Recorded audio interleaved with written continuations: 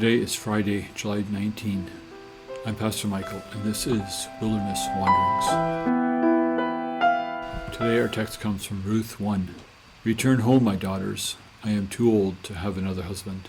Even if I thought there was still hope for me, even if I had a husband tonight and then gave birth to sons, would you wait until they grow up? Would you remain unmarried for them? No, my daughters, it is more bitter for me than for you, because the Lord's hand has turned against me. Ruth 1, verses 12 to 13. What a place for hope to show up. It's the first time we find it in the Bible, and it's not hopeful. Here's the story in a nutshell. Naomi and her husband fled famine in their hometown of Bethlehem, house of bread, in Judah. It was an act of disobedience to the God of Israel. Famine was understood as an act of judgment. God had said through both Moses and Joshua that obedience would lead to flourishing and disobedience to judgment. Famine being close to the top of the list of God's punishments. However, judgment and punishments were also God's call to his people to return to him. But Naomi and her husband, instead of returning to God in obedience, ran away from him. They landed in Moab, where their two sons married Moabite women, also acts of disobedience, because non-Jewish people were bound to lead their Jewish spouses away from God. Naomi's husband and her sons die. They are buried in Moab. According to their cultural norms, Naomi has nothing left. When she hears that there is food again in her homeland, she decides to return, destitute. As she says, don't call me Naomi, which means pleasant, but Mara, which means bitter. As she leaves Moab, her two daughter-in-laws decide to trek along, but she discourages them with the words of her text. There is no hope for me, she says. Don't pin your future on me, because there is nothing for me. Hopeless.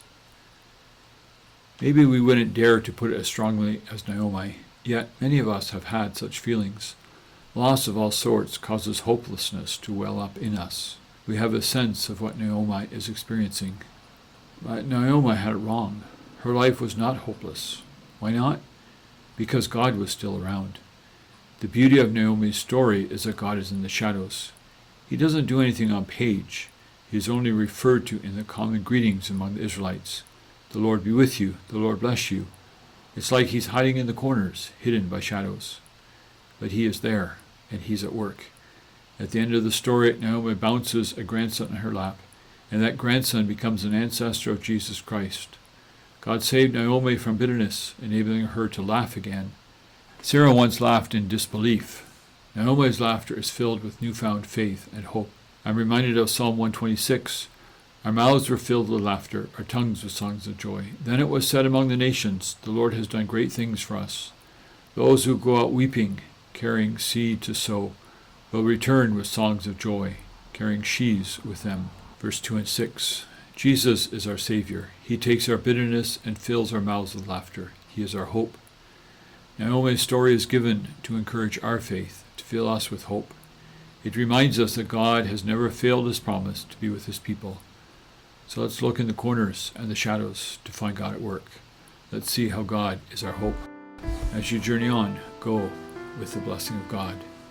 May the peace of the Lord Christ go with you wherever he may send you.